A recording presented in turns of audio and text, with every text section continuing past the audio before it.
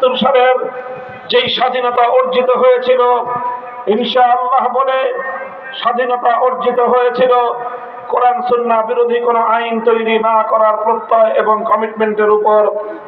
16ই December ৭১ সালে মুক্তিযুদ্ধে বিজয় অর্জন করার কয়েক মাসের মধ্যেই বাংলাদেশের মানুষ প্রত্যক্ষ করল দেশের প্রায় সকল জনতার, সকল জনগণের ইচ্ছা এবং অভিপ্রায়কে বৃদ্ধাঙ্গুলি প্রদর্শন করে ভিন দেশি আরেকটি রাষ্ট্রের ইচ্ছা এবং প্রেসক্রিপশনের ভিত্তিতে বাংলাদেশের মানুষের উপর একটি সংবিধান চাপিয়ে দেওয়া হয়েছিল।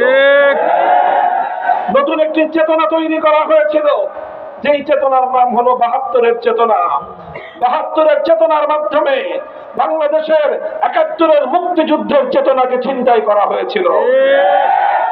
আজ আবার 2024 সালের দ্বিতীয় স্বাধীনতার পর আমাদেরকে মনে রাখতে হবে, পতিত স্বৈরাচারী শক্তি এখনো কিন্তু তারা বসে নেই, ষড়যন্ত্র করছে বাংলাদেশের ছাত্র জনতার এই অভূতপূর্ব বিজয়কে আবার ছিনতাই করার জন্য। পতিত স্বৈরাচারী শেখ হাসিনার দোসররা প্রশাসন সহ বিভিন্ন জায়গায় ঘাপটি মেরে বসে আছে আমাদের কষ্টার্জিত রক্তের বিনিময়ে অর্জিত স্বাধীনতার এই যুদ্ধকে আবার কলুষিত করবার জন্য। সোচ্চার থাকতে হবে। শেখ হাসিনা বিগত 50 বছর পর্যন্ত রাজনীতি করেছে প্রতিশোধ গ্রহণের রাজনীতি আর বিভাজন করার রাজনীতি।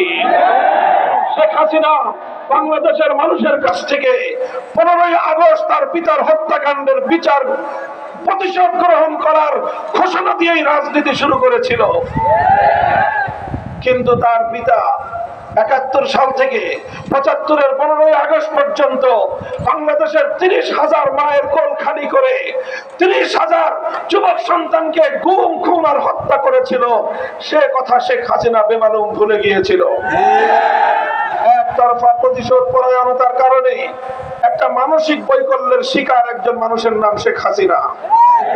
আমি বলি, আওয়ামী লীগের নেতৃবৃন্দের বিচার হওয়া উচিত শুধু এই কারণে যে এইরকম একজন মানসিক প্রতিবন্ধী সাইকো রোগীকে এত বছর ধরে এদেশের মানুষের কাঁধের উপর তারা বসিয়ে রেখেছিল। আর এই মানসিক বিকারগ্রস্ত শেখ হাসিনা অব্যাহতভাবে চেষ্টা চালিয়ে গিয়েছে বাংলাদেশকে একটি ব্যর্থ রাষ্ট্রে পরিণত করার জন্য। তার চেষ্টা ছিল, তার সাধনা ছিল বাংলাদেশের প্রধানমন্ত্রী হওয়া নয়, অন্য আরেকটি দেশের তিলকমালী মুখ্যমন্ত্রী হওয়াই ছিল তার সাধনা। সংগ্রামী সাথী ও বন্ধুগণ, তাই আজ আমাদেরকে মনে রাখতে হবে, লক্ষ লক্ষ কোটি টাকা শেখ হাসিনা পাচার করেছে। একজন বিধবা নারীর এত টাকার কোনো দরকার নেই। তার 2 জন সন্তান বিদেশে মোটামুটি তারা প্রতিষ্ঠিত, দেশে তাদের কিছু থাক বা না থাক। তার একটা বোন আছে, এই বোনকে নিয়ে তিনি পালিয়ে গেলেন। এত লক্ষ কোটি টাকা কেন পাচার করেছেন? নিজেদের শুধু প্রয়োজনে নয়, তার আসল ক্ষোভ হলো বাংলাদেশের মানুষের বিরুদ্ধে। এই জন্য এই দেশ থেকে প্রতিশোধ গ্রহণ করার জন্য, এই দেশটাকে তলবিহীন ঝুড়িতে পরিণত করবার জন্য, এদেশের অর্থনীতির ভিতকে ধসিয়ে দিয়ে এদেশকে একটি পরনির্ভরশীল দেশ হিসেবে পরিণত করার জন্যই মেগা মেগা প্রকল্পের নামে মেগা দুর্নীতি করে বাংলাদেশটাকে আজকে শূন্য অবস্থানে নিয়ে গিয়েছে। কাজে আমরা পরিষ্কার ভাষায় বলতে চাই, অন্তর্বর্তীকালীন সরকার হাজার হাজার নিরপরাধ মানুষের হত্যাকাণ্ডের দায়ে শেখ হাসিনাকে যে কোনো মূল্যে ধরে এনে বাংলার মাটিতে বিচারের কাঠগড়ায় দাঁড় করাতে হবে। শেখ হাসিনা এবং তার খুনি সরকার এবং তার মন্ত্রী পরিষদের সদস্য এবং প্রশাসন থেকে যারা দলীয় অন্ধ দালালি করে এদেশের মানুষের বিরুদ্ধে যুদ্ধ ঘোষণা করেছিল, তাদের সকলকে যথোপযুক্ত বিচারের মাধ্যমে শাস্তি নিশ্চিত করতে হবে।